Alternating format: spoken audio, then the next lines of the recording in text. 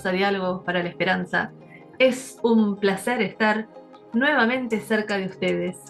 En esta oportunidad me acompaña, por supuesto, el padre Juan Rivas. Hoy vamos a hacer una aclaración sumamente importante, trayendo a la luz lo que realmente dijo Benedicto XVI sobre el misterio de Fátima y lo que quiso decir cuando dijo que la misión de Fátima todavía no ha concluido. Se están haciendo muchas especulaciones que están muy lejos de ajustarse a la realidad. El Papa Benedicto nos dio la interpretación de la Iglesia sobre el mensaje de Fátima y vale aclarar que Lucía estuvo de acuerdo. Quédense en este programa que es muy esclarecedor porque hoy vamos a estar ahondando en este tema que atraviesa todo el siglo XX y siglo XXI. Padre, si me permite, le voy a leer lo que dijo el cardenal Ratzinger comentando el tercer secreto revelado en el año 2000. Dijo textualmente: probablemente resultará decepcionante o sorprendente, después de toda la especulación que ha suscitado, no se revela ningún gran misterio ni se desvela el futuro. Vemos a la Iglesia de los mártires del siglo que acaba de terminar, representada en una escena descrita en un lenguaje simbólico y difícil de descifrar.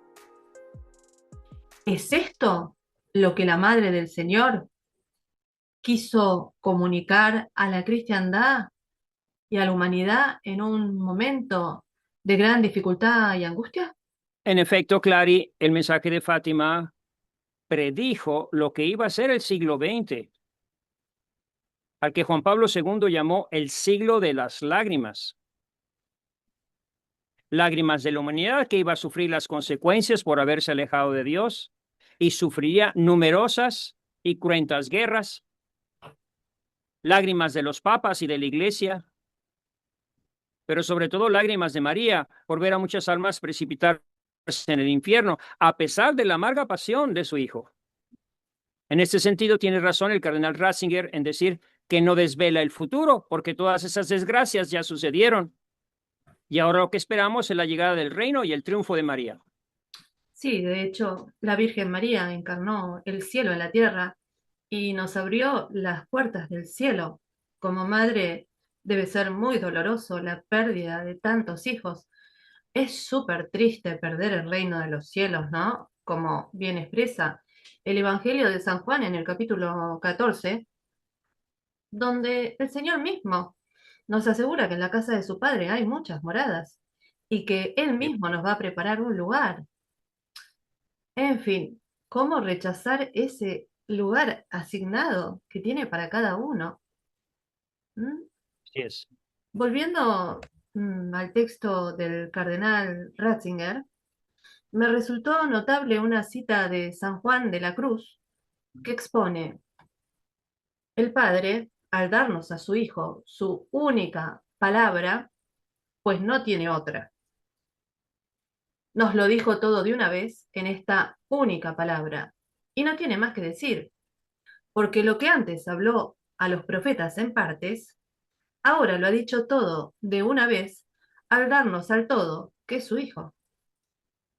Cualquiera que cuestionara a Dios o deseara alguna visión o revelación sería culpable no solo de una conducta insensata, sino también de ofenderlo, al no fijar su mirada enteramente en Cristo y vivir con el deseo de alguna otra novedad. En este sentido, Padre, siento que hoy hay como un afán por las novedades, como si el Evangelio de nuestro Señor Jesucristo no fuera suficiente. ¿De dónde proviene esta ansiedad por la novedad? Si la novedad es Cristo mismo, que se encarnó en María Santísima. Así es, claro, y Cristo es la novedad.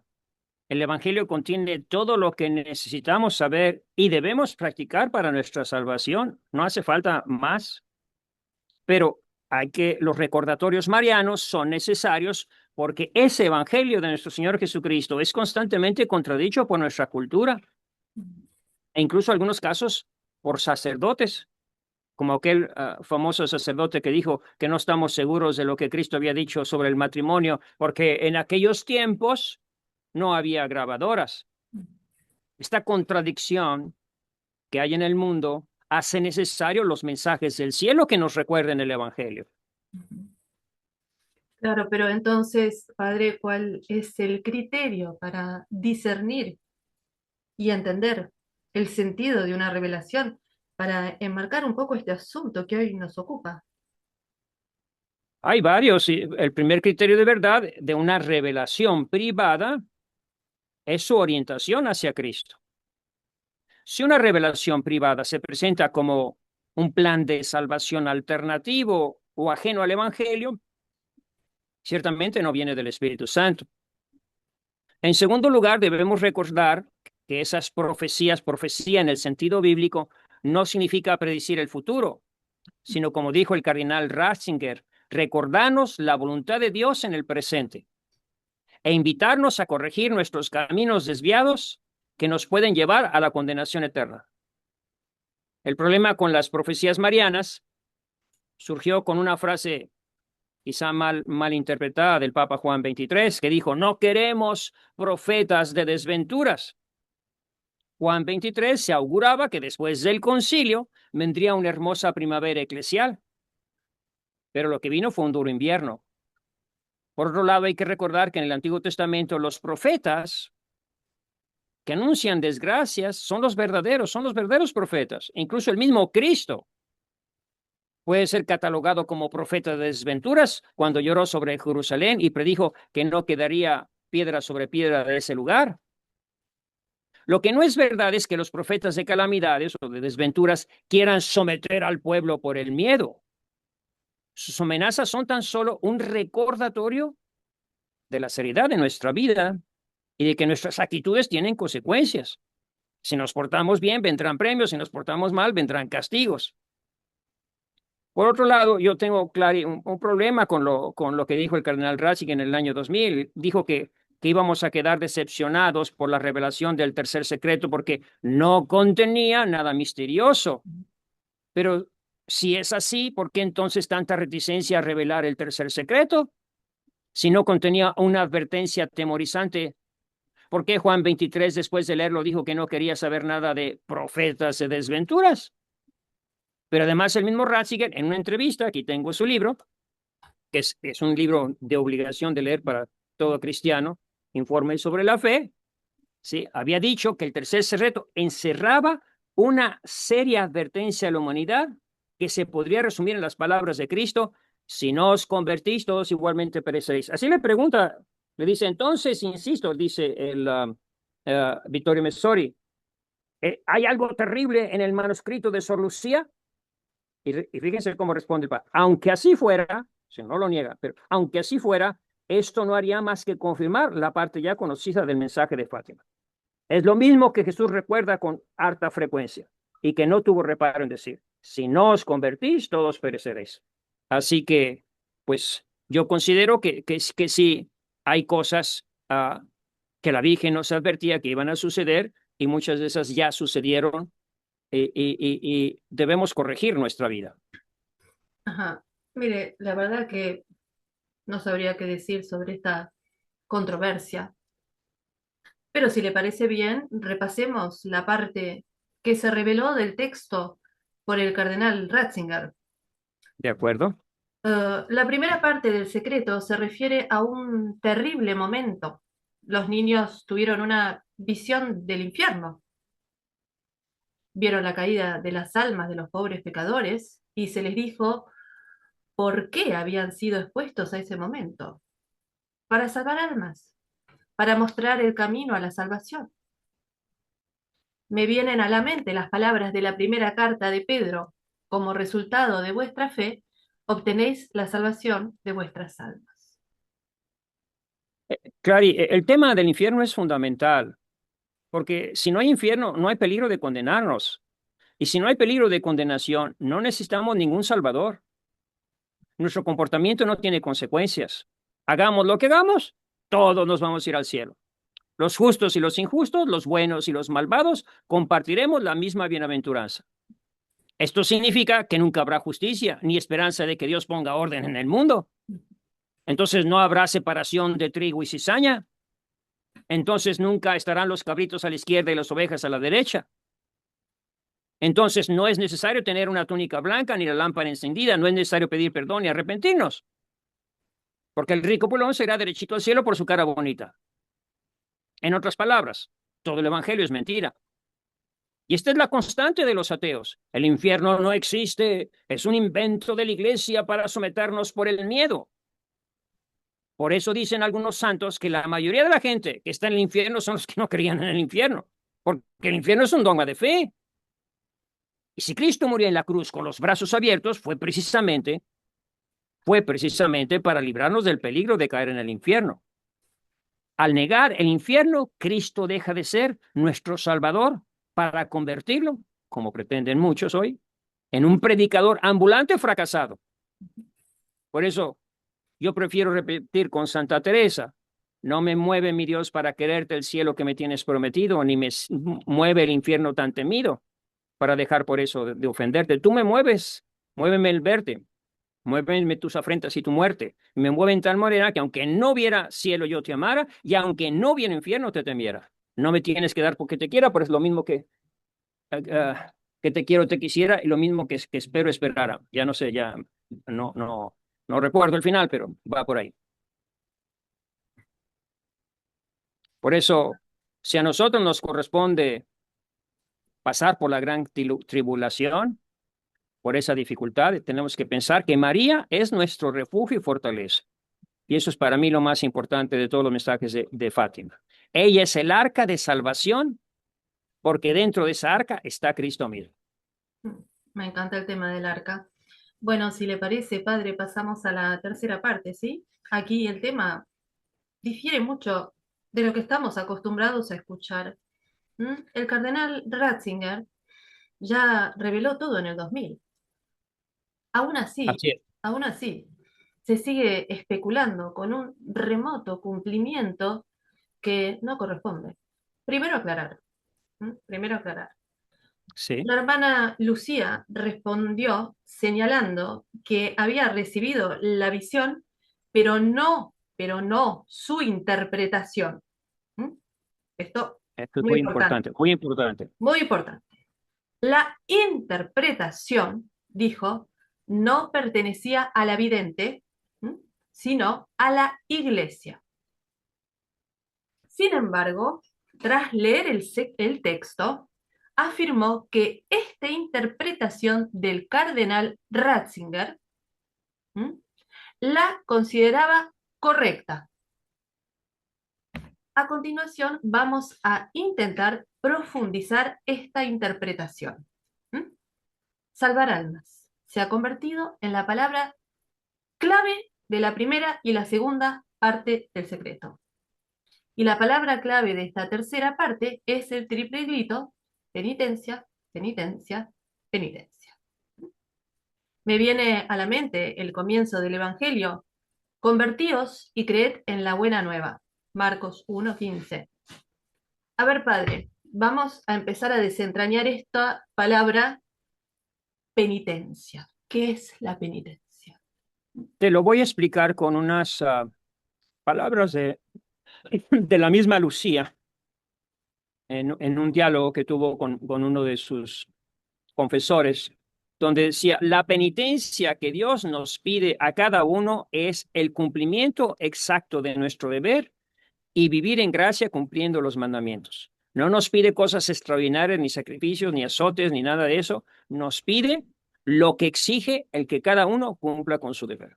No es muy Es decir, complicado. pensando que los padres eduquen a sus hijos, que los maestros eduquen a sus hijos, que los hijos obedezcan a sus padres y a sus maestros, que los sacerdotes predican el evangelio, que los obispos protejan a las ovejas, les enseñen la doctrina, que el Papa nos confirme la fe, que los trabajadores trabajen y que los patrones paguen bien a sus trabajadores. Es decir, que cada quien cumpla con su deber y las exigencias. Y sobre todo, la exigencia de vivir en gracia y más en esos tiempos.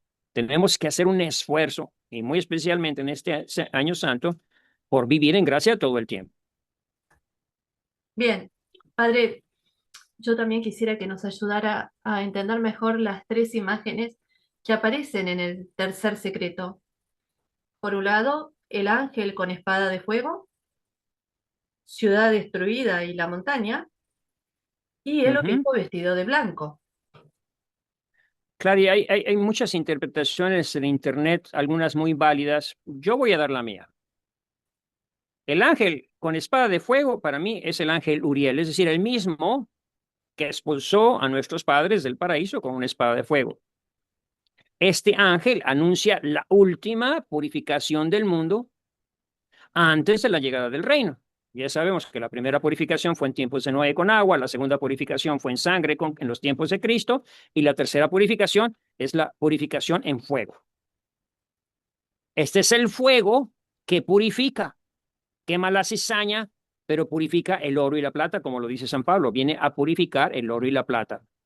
Después de esta última purificación vendrá el triunfo de María y entraremos en cielos nuevos y tierra nueva.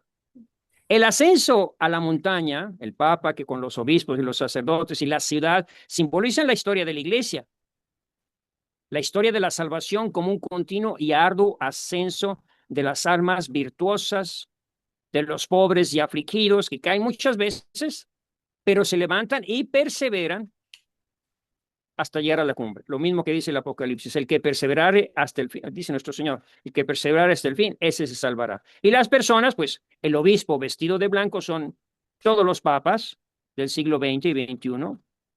Es decir, nunca, y eso tenemos que tener la seguridad, nunca va a haber una iglesia sin cabeza. La pasión de la iglesia está representada por los obispos, los sacerdotes, los religiosos y religiosas y hombres y mujeres de diferentes rangos y posiciones que van caminando por esa ciudad en ruinas. Esto es lo que algunos santos padres nos enseñaron ya desde hace tiempo, que la esposa de Cristo tendrá que sufrir y padecer la misma pasión de su maestro. Así pues, a la luz de esta visión podemos reconocer el siglo pasado, el siglo XX, incluso hasta nuestros tiempos, como un siglo de mártires, un siglo de sufrimiento y persecución para la iglesia, un siglo de guerras mundiales, de numerosas guerras locales que han producido ríos de lágrimas y han infligido crueldad sin precedentes.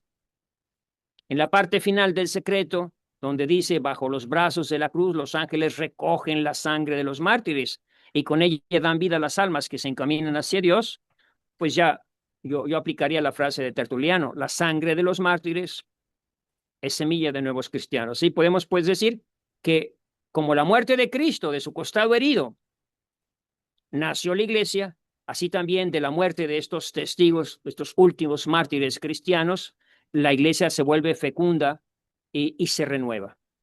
Por tanto, para mí la visión de la tercera parte del secreto, tan angustiosa al principio, concluye con una imagen de esperanza, de alegría, de gozo, diciéndonos que ningún sufrimiento es vano y que la iglesia militante es una iglesia sufriente, es una iglesia de mártires, pero que al final se convierte en una gran señal del amor de Dios por los hombres.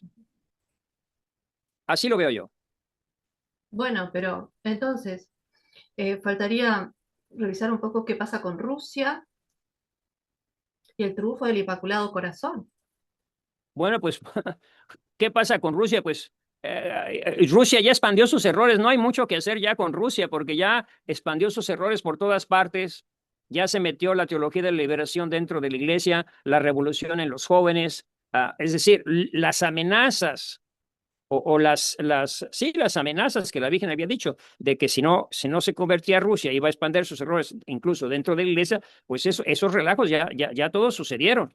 Todos esos problemas y esa confusión que la estamos viviendo o la estuvimos viviendo durante mucho tiempo, toda esa confusión dentro de la iglesia. Esperemos que con este Papa, con el Papa León, se arregle un poco, se enderece un poco la iglesia, salgamos de ese estado de confusión doctrinal y moral dentro de la iglesia. Yo por lo menos así Estuvo, lo veo. estuvo en conversaciones con Putin últimamente, el Papa. Sí, sí, sí, pero eso estuvo en conversaciones porque yo creo que, y el Papa está hablando de la paz, porque presiente que se puede avicinar algo realmente verdadero peor que todo lo que hemos sufrido. Esperamos que no sea así. Esperamos que este sea, que realmente las naciones, porque esta paz ya no depende nada más del Papa, depende de que las naciones se pongan en paz. Entonces, pero da la impresión de que por lo menos Europa no tiene la intención de ponerse en paz. Entonces, ah, no, yo ya no me aventuraría a decir más, solo digo eso, que lo que la Virgen predijo de que Rusia expandiría sus errores por todo el mundo, es decir, el ateísmo, el comunismo, el mundo sin Dios, eso ya se produjo y ya lo sufrimos y lo estamos sufriendo actualmente. Sí, de una.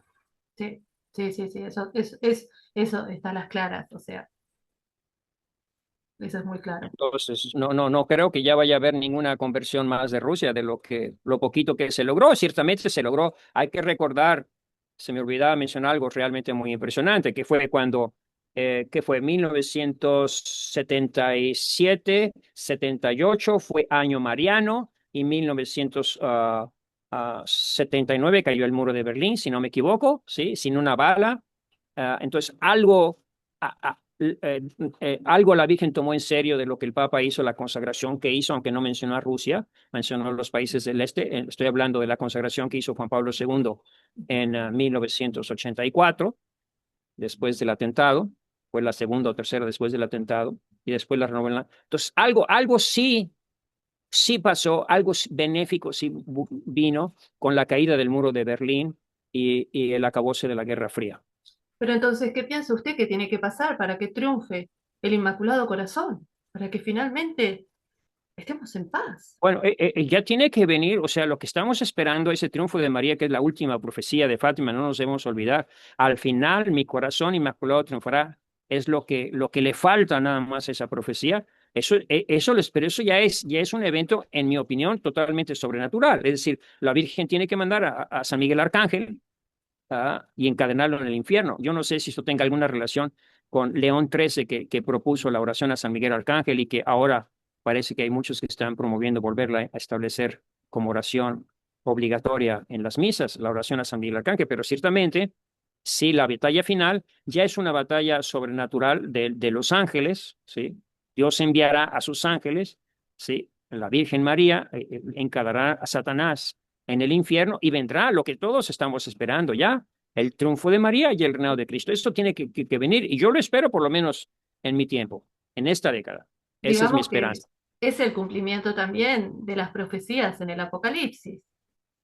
También, sí, lo dice el capítulo 21 del Apocalipsis, dice, habla de la nueva Jerusalén, la reconstrucción de nuestros cuerpos, de cielos nuevos y tierra nueva, y aquí que hago nuevas todas las cosas.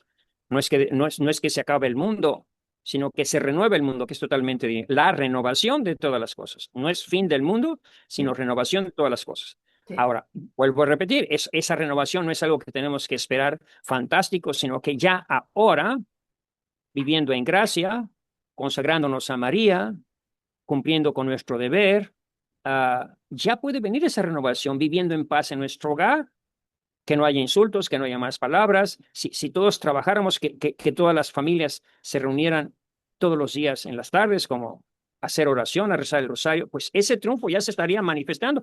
Incluso yo creo que se está manifestando en pequeños grupos, en pequeñas comunidades, ese triunfo de María que están volviendo a esa fe, por así decirla, radical. Ahora, hay una cosa muy importante, que hay que estar consagrado al Inmaculado Corazón de María. O sea, Sí, esa es la condición para subirte al arca. Sí, a ti que te gusta tanto el tema del arca, esa es la condición. Perdón que estoy sudando aquí mucho, está haciendo mucho calor, y ando con saco y todas esas cosas, pero bueno, paciencia un poco, acaba de llover y aquí estoy. No pude hacer la charla allá adentro, pero bueno, aquí está muy agradable todavía después a pesar del calor. Bueno, padre, muchísimas gracias. Le agradezco mucho por toda esta aclaración, que es sumamente importante haberla traído a la luz. Y hasta el próximo programa, si Dios quiere, ¿no? ¿Nos da la bendición? Y que esto nos llene, que esto sobre todo nos llene de esperanza, porque sí necesitamos esta esperanza. Tenemos esperanza en el Papa, tenemos esperanza en los jóvenes, en la conversión, en ese llamado que le está haciendo el Papa a los jóvenes, tenemos esperanza en la renovación de los sacerdotes, tenemos esperanza en que los obispos ya se dediquen todos a la misión que Dios les predicar el Evangelio, sanar a los enfermos, expulsar los demonios. Esa es nuestra esperanza, que venga una renovación, aunque sea en pequeños grupos, en pequeñas comunidades, pero sí esa es nuestra esperanza y este es el año de la esperanza. Sí. ¿Usted cree que esa renovación va a surgir de América? Yo soy de la idea de que va a venir a través del Espíritu Santo en pequeños grupos. Yo creo en ese Pentecostés, pero no un Pentecostés como se lo están imaginando todos, no sé, con ruido y escándalos y truenos por todo el mundo, sino un Pentecostés recogido en aquellas pequeñas comunidades, en pequeñas familias que se juntan a hacer oración. Y sí va a llegar, está llegando el Espíritu Santo, está soplando muy, muy fuerte, pero no de la manera como algunos se lo imaginan, como no sé, como con efectos atmosféricos, sino simplemente en el silencio de pequeñas comunidades, de familias que se juntan a orar, de sacerdotes, de iglesias donde devotas que invocan el Espíritu Santo con mucho fervor. Yo sí creo que ese Espíritu Santo va a venir muy fuerte en este Pentecostés. Bueno, en ese sentido, la verdad que estoy muy de acuerdo, porque estoy leyendo un libro del cardenal Sará que se llama La fuerza del silencio, y él menciona que las grandes cosas ocurren en el silencio y que las cosas de Dios ocurren en el silencio. El amanecer, el atardecer, el crecimiento de la naturaleza, todo se desenvuelve en el silencio. Que En todo el lo silencio. grande se gesta en el silencio y todas las cosas de Dios se dan en el silencio. Así que eh, me gustó mucho lo que dijo, padre. Pues qué bueno este programa, ojalá le sirva a mucha gente para renovarse en este Pentecostés, para aprovechar este poquito tiempo que nos queda y para vivir todo el año con mucha esperanza en esta verdadera renovación en la iglesia, comenzando por nosotros. Sí. Es muy importante invocar a la Virgen porque cuando ella aparece, todo se renueva. Recordando cuando estaba el apóstol Santiago en España, que ya no podía más, que estaba agotado, tuvo que venir María y avivar como un Pentecostés ahí en la península ibérica y ya todo fue más fácil. Entonces, hay que invocar a María para que ella nos dé el fuego del Espíritu Santo para ir para adelante, ¿no? Así es, por eso quizá podríamos terminar con esa oración que me gusta mucho. Ven mi Dios, Espíritu Santo, ven a través de la poderosa intercesión del corazón doloroso e inmaculado de María, tu amadísima esposa. Ven Espíritu Santo, llena mi mente de luz, mi corazón de paz, mi alma de consuelo y dame todos los dones y carismas que necesite para cumplir fielmente mi ministerio. Y sí, Gracias, Clarín. sí. Y que la Virgen de Guadalupe, envíanos la Virgen de Guadalupe de México, Padre, que es la emperatriz de Bueno, América y que fue la que cambió también todo. Fue la que sí, destrabó la evangelización. así es, algo tiene que venir espectacular.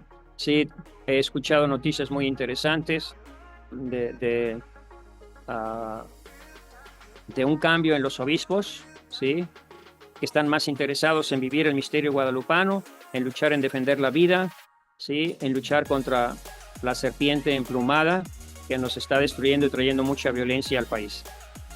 Maravilloso. Eso es una muy buena noticia, ¿no? Así que Ándale, pues gracias, Clary, y que Dios te bendiga.